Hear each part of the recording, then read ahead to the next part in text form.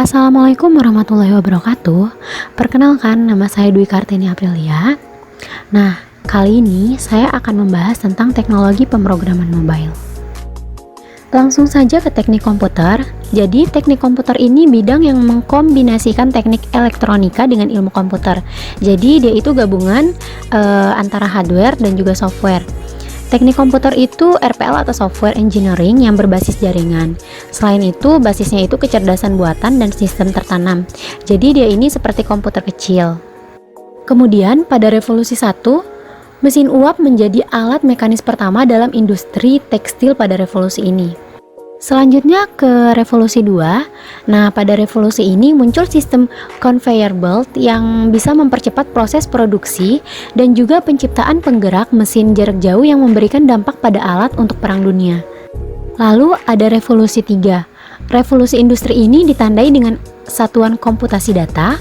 Komputer yang digunakan saat ini itu adalah hasil revolusi dari industri 3. Jadi kita awali dari revolusi industri 4. Kenapa saat ini tuh tiba-tiba udah ada Gojek, alat pembayaran GoPay, dan lain-lain. Itu berawal dari perkembangan Internet of Things atau IoT, Big Data, AI, Cloud Computing, Additive Manufacturing. Jadi ini semua tuh pemicu dari industri 4. Lanjut ke bahasa pemrograman. Di sini ada macam-macam bahasa pemrograman. Yang pertama itu ada bahasa Java. Bahasa Java ini dapat dijalankan di berbagai komputer termasuk telepon genggam. Lalu ada bahasa C untuk memprogram sistem dan jaringan komputer dan sering digunakan dalam mengembangkan software aplikasi. Kemudian ada bahasa Python, bahasa pemrograman dinamis yang mendukung pemrograman berorientasi objek. Lanjut ke bahasa Ruby, bahasa scripting yang berorientasi objek juga. Tujuan dari bahasa pemrograman ini itu untuk menggabungkan kelebihan dari semua bahasa-bahasa pemrograman yang ada di dunia. Kemudian bahasa SQL, bahasa yang diperlukan untuk mengakses data dalam basis data relasional. Lalu bahasa PHP, bahasa pemrograman yang paling banyak digunakan saat ini. Bahasa HTML, bahasa untuk membuat sebuah halaman web dan menampilkan berbagai informasi di dalam sebuah browser internet. Kemudian ada bahasa C++, di mana bahasa ini tuh paling banyak digunakan pada zaman sekarang. Bahasa yang memiliki sifat pemrograman yang berorientasi objek juga. Lalu selanjutnya tanpa coding dan desain. Nah, di sini saya akan menjelaskan apa saja yang digunakan untuk membuat aplikasi bila berbasis Android. Selanjutnya ini ada aplikasi Meet Inventor. Ini bisa dengan mudah kita membuat aplikasi Android. Jadi aplikasi ini aplikasi yang berbasis open source yang awalnya disediakan Google. Aplikasi ini dapat dioperasikan hanya menggunakan browser. Lanjut ke AppyPie. Ini tuh aplikasi yang dimana Anda tidak harus memiliki kemampuan teknis yang sulit dipelajari sebagian orang. Jadi aplikasi ini digunakan untuk mengembangkan aplikasi yang dirilis untuk Android, iOS, Fire OS, dan platform Windows Phone. Lalu ada Apyit, alat untuk membuat aplikasi Android tanpa harus mengetahui bahasa pemrograman dan hasilnya sangat bagus.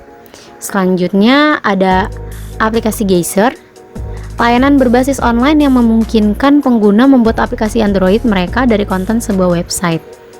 Lalu selanjutnya ada coding dan desain. Ini menggunakan IDE tertentu, misalnya Android Studio. Desainnya menggunakan alat bantu sementara pengkodean menggunakan bahasa standar tertentu, misalnya Java, Kotlin, dan lain-lain. Untuk pilihan terbarunya ada kayak model hybrid gitu, hybrid mobile aplikasi Xamarin, terus ada Drifty.Ionic, terus ada Facebook Use React.js, lalu ada Flutter dengan bahasa Dart language. Ke penggunaan mobile, jadi untuk penggunaan mobile ini tuh biasanya seperti penggunaan aplikasi online yang sudah menjamur, pembayaran online, mobile banking, game. Terus juga sering terjadi juga seperti penipuan online, dan contohnya itu masih banyak lagi. Nah, terus ada web service dan mobile IoT. Web service tetap menjadi inti dari aplikasi yang ada karena berfungsi sebagai application programming interface atau API. Contohnya itu seperti Simple Object Access Protocol atau SOAP dan Representation State Transfer atau REST. Mungkin cukup sekian penjelasan dari saya tentang teknologi pemrograman mobile. Lebih kurangnya saya mohon maaf. Wabillahi taufiq wal hidayah. Wassalamualaikum warahmatullahi wabarakatuh.